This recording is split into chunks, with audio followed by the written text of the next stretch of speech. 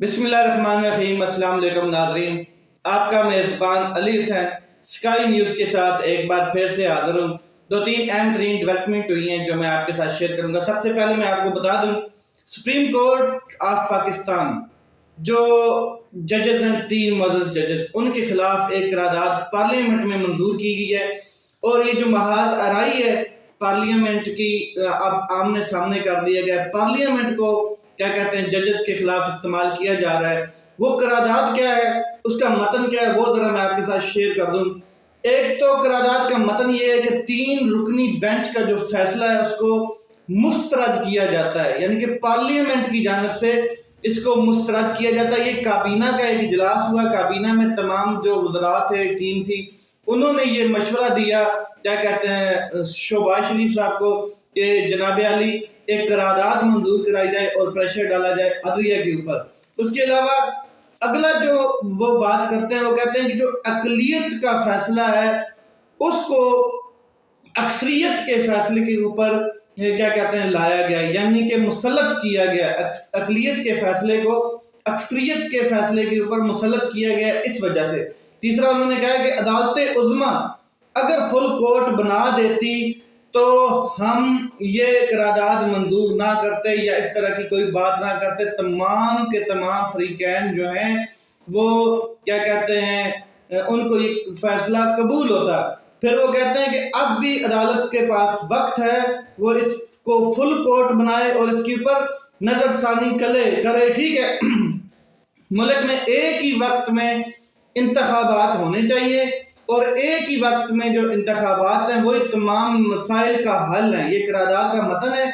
उन्होंने कहा कि ये ऐवान वज़ीर आज़म और काबीना को पाबंद करता है कि इस फैसले से इनकार किया जाए। ये जो फैसला अदलिया ने दिया है इससे इनकार किया जाए, इसका ऊपर अमल ना किया जाए।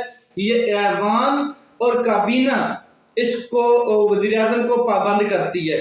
ये करारदाद थी और भी मजीद उन्होंने बहुत सी चीज़ें बीच में ऐड की हुई थी। कोई एक इशू के ऊपर करारदाद थी नहीं, जिसके ऊपर फिर तहरीक इंसाफ के जो रुकन है मोहसिन लगारी साहब, वो खड़े हुए। उन्होंने कहा कि मुझे पहले भी जो एक बिल पेश किया गया, मैंने उस टाइम भी नो की आवाज़ दी थी, मगर मुझे टाइम नहीं दिया गया, बोलने नहीं दिया गया। अब भी मुझे बोलने नहीं दिया जा रहा, मैंने इसके ऊपर बात करनी है, डिबेट करनी है। तो उनको फिर माइक दिया गया। तो उन्होंने कहा कि करारदाद जो है ये सरासर हुकूमत क्या कहते हैं और पार्लियामेंट जो है ये करारदाद मंजूर करके या इस तरह की हथकंडा करके ये अदलिया के साथ जंग छेड़ रहे हैं, इसके अलावा और कुछ नहीं है। इमरान खान साहब ऐवान में मौजूद नहीं हैं, फिर भी सब लोगों के आसाब पर सवार हैं।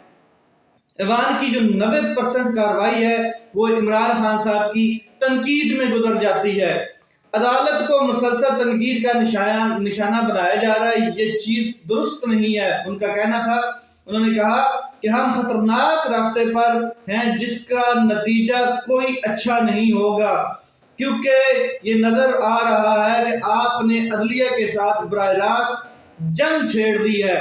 ऐवान में कम से कम जमहूरियत की एक्टिंग ही कर लें। अगर आप अपने आप को जमहूरी कहते हैं और जमहूरी किरदार अदा नहीं कर पाते तो कम से कम आप अदालत की जो रिस्पेक्ट है और ऐवान की जो रिस्पेक्ट है उसी को मद्देनजर रख के जमहूरियत की एक्टिंग कर लें। ये मोहसिन लगारी साहब जो हैं पीटीआई के रुकन हैं पार्लियामेंट में, उन्होंने भरपूर अंदाज में इसकी मुखालफत की। इसके अलावा तमाम जो कानूनी माहिरीन हैं, मोटे मोटे जो जिनका हमारा ज़राए से हमारा राब्ता हुआ है और हमने पता करवाया है कि ये करारदाद कितनी मौसर है अदलिया के ऊपर या इसका क्या मतलब के नतीजा निकलेगा। तो तमाम कानूनी माहिरीन से मुख्तलिफ जो गुफ्तगू हुई है इस करारदाद के मुतालिक, वो मैं आखिर शेयर कर देता हूँ। सुप्रीम कोर्ट बार काउंसिल के सदर आबद जुबैरी साहब जो हैं, उन्होंने कहा है कि ये जो करारदाद है ये बिल्कुल रद्दी की टोकरी में फेंकने वाली करारदाद है, इसका कोई असर नहीं है। एक तो पार्लियामेंट का जो मेंबरान की तादाद होती है वो 272 है और टोटल इस करारदाद के ऊपर 40 लोगों ने साइन किए, जैसे फवाद चौधरी साहब ने भी ये बात की। तो ये इसका कोई मतलब के असर عدلیہ کے اس فیصلے کے اوپر نہیں پڑے گا یا عدلیہ کے معزز ججز کے اوپر نہیں پڑے گا، کسی کے اوپر بھی اس کا کوئی اثر نہیں پڑے گا۔ اسی طرح لاہور ہائی کورٹ بار کے جو صدر ہیں اشتیاق احمد خان صاحب، انہوں نے بھی یہی بات کی کہ یہ شاید کیا کہتے ہیں 175 آرٹیکل کو بھول رہے ہیں۔ آئین کے اندر 175 آرٹیکل بھی ہے اور اس کے بعد 68 آرٹیکل بھی ہے، اور اس طرح اور کئی آرٹیکلز ہیں جو کیا کہتے ہیں آئین کے اس قسم کے اختیارات کو مد نظر رکھتے ہوئے بنائے گئے کہ جو جوڈیشری کے اور پارلیمنٹ کے اختیارات جو ہیں ان کو علیحدہ علیحدہ کرتے ہیں۔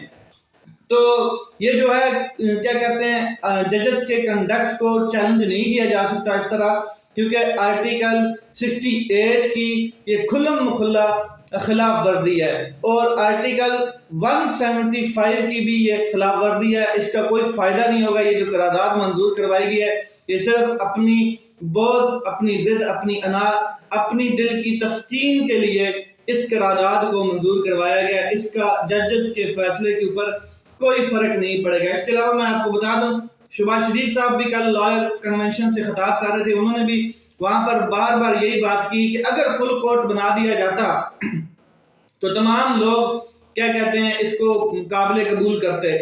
9 کا ججز کا بینچ بنایا گیا، 3 نے فیصلہ دیا، باقی نے ریکیوز کیا، اور ہم کہتے ہیں فل کورٹ بینچ بنا لیں تاکہ کیا کہتے ہیں جنہوں نے ریکیوز کیا ان کو آپ بے شک شامل نہ کریں، باقی ججز کو شامل کریں۔ یہ شہباز شریف صاحب کی خواہش ہو سکتی ہے، ڈیزائر ہو سکتی ہے، وہ کیا کہتے ہیں اپنی تسکین کے لیے اس طرح کی باتیں کر سکتے ہیں، مگر یہ سپریم کورٹ آف پاکستان کا کیا کہتے ہیں جو چیف جسٹس ہیں ان کا اختیار ہوتا ہے کہ وہ جسے چاہیں کورٹ بنائیں، کسی قسم کا بینچ بنائیں، جسے چاہیں اس بینچ کا حصہ رکھیں۔ یہ ان کے اختیارات ہیں، جیسے کہ وزیر اعظم کے اپنے اختیارات ہیں اور کوئی انٹرفیئر نہیں کرتا ہے، جیسے صدر کے اختیارات میں کوئی انٹرفیئر نہیں کرتا ہے، اسی طرح جوڈیشری کے اختیارات میں انٹرفیئر نہیں کیا جا سکتا ہے۔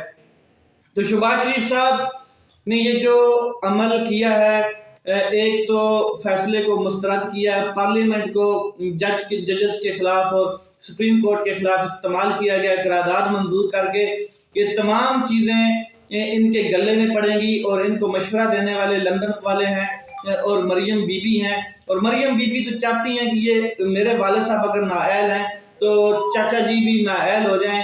جیسے ہی چاچا جی نااہل ہوں گے تو تمام کی تمام جو سیاست ہے، سیاست کی گدی ہے، اس کے اوپر میری تشریف ٹک جائے گی، میں خود اس کو سنبھال لوں گی۔ باقی جناب یہ نااہل ہو جائیں تو اس کا فائدہ کس کو ہوگا؟ مریم صاحبہ کو ہوگا۔ تو یہ جو مشورے دے رہے ہیں تو یہ بالکل توہین عدالت کے مرتکب ہوں گے، اور شروع ہوگا کام شہباز شریف سے، پرائم منسٹر آف پاکستان سے، جو کیا کہتے ہیں توہین عدالت کے مرتکب ہوں گے۔ یہ نہ کرا کے دکھائیں الیکشن، جو عدالت نے ڈیٹ دی ہے بالکل نہ کرائیں۔ اس کے علاوہ حکومت نے ایک اور نئی چال چلنے کی کوشش کی ہے۔ آج انہوں نے کیا کہتے ہیں نیشنل سیکیورٹی کمیٹی کا اجلاس بنایا ہے، جس میں تمام عسکری قیادت ہوگی، کیا کہتے ہیں سول قیادت ہوگی، تمام بیوروکریسی اور اس کے علاوہ تمام فوجی، تمام قیادت کو بلایا ہے نیشنل سیکیورٹی کے اجلاس میں۔ ایک نئی کہانی، ایک نئی سٹوری بنانے کی کوشش کی جائے گی کہ سیکیورٹی رسک ہے، اور نیشنل سیکیورٹی کونسل جو ہے اس نے سیکیورٹی الرٹ جاری کر دیا ہے، ان کی جانب سے ہمیں یہ چیزیں بتائی گئی ہیں۔ اس وجہ سے الیکشن کو ڈیلے کرنے کی ضرورت ہے، الیکشن کو روکنے کی ضرورت ہے، اور اس طرح کا ایک ہتھ کنڈا بنایا جائے گا۔ مگر نیشنل سیکیورٹی کونسل میں آرمی ظاہر ہے مین اس کا ایک حصہ ہوگی، عسکری قیادت۔ تو مجھے جہاں تک میری اپنی ذاتی رائے اور جہاں تک میں آرمی کو جانتا ہوں، وہ اس سیاسی دنگل کا حصہ نہیں بنے گی، کبھی بھی نہیں بنے گی، کیونکہ آپ پچھلے 9 مہینوں سے دیکھ رہے ہیں کہ D G I S P R نے ابھی تک آ کے آن دا سکرین میڈیا کے اوپر کوئی کیا کہتے ہیں پریس ٹاک نہیں کی ہے ابھی تک۔ تو آپ کو اس چیز سے اندازہ ہو گیا ہے کہ جو آرمی ہے وہ اپنے حساب میں چل رہی ہے، آرمی یہ چیزوں کو آبزرو ضرور کر رہی ہے، دیکھ ضرور رہی ہے، مگر انٹرفیئر نہیں کر رہی ہے۔ چند لوگ، کچھ جو ہیں طاقتور لوگ، وہ ضرور انٹرفیئر کر رہے ہوں گے، مگر جو ہماری عسکری قیادت ہے، جو ہماری اسٹیبلشمنٹ ہے، وہ فی الحال تو ایسے ہی نظر آ رہا ہے کہ یہ جو جنگ سیاسی محاذ کھلا ہوا ہے اس میں کسی کو سپورٹ نہیں کر رہی ہے۔ اگر کسی کو سپورٹ کر رہی ہوتی تو فیصلے کچھ اور ہوتے اور کسی اور حساب میں آتے، مگر عمران خان صاحب نے جیسے کہا ہے کہ یہ ٹویٹ کیا ہے عمران خان صاحب نے کہ یہ لوگ اب فوج کو اعلی کار بنائیں گے، فوج کو اور عدلیہ کو عوام کے سامنے لا کے کھڑا کریں گے۔ یہ لوگ فوج کو کیا کہتے ہیں عوام کے سامنے کھڑا کرنا چاہتے ہیں جیسے کہ ان کی ایک منشا ہے، اور یہ منشا کبھی قابل قبول نہیں ہوگی۔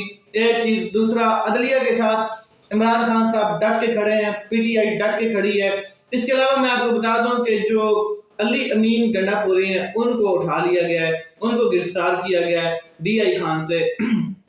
وہ ضمانت پر تھے اور ان کی ضمانت ہونے کے باوجود ان کے پاس ان کو اریسٹ کیا گیا ہے، اور جب ڈی پی او مجسٹریٹ کے سامنے پیش ہوئے ہیں جنہوں نے اریسٹ کیا ہے تو انہوں نے کہا ہے کہ مجسٹریٹ صاحب میں نے اس شخص کو ہر حالت میں اریسٹ کرنا ہے، آپ چاہیں تو پھر میرے اوپر توہین عدالت ہی لگا لیں، مجھے کوئی فرق نہیں پڑتا ہے، میں نے اس شخص کو چھوڑنا نہیں ہے، اریسٹ کرنا۔ سوچیں کہ کتنے بڑے طاقتور لوگ ان کا پیچھے سے سپورٹ کر رہے ہیں، کتنا ہی بڑا طاقتور وہ آدمی ہوگا، کتنا ہی بڑا شخص ہوگا جو اس نظام کو جکڑے ہوئے اور ایسے لوگوں کو پیچھے سے طول دے رہا ہے، سپورٹ کر رہا ہے کہ وہ عدلیہ کے ضمانتیں ہونے کے باوجود اٹھا لیا جاتا ہے۔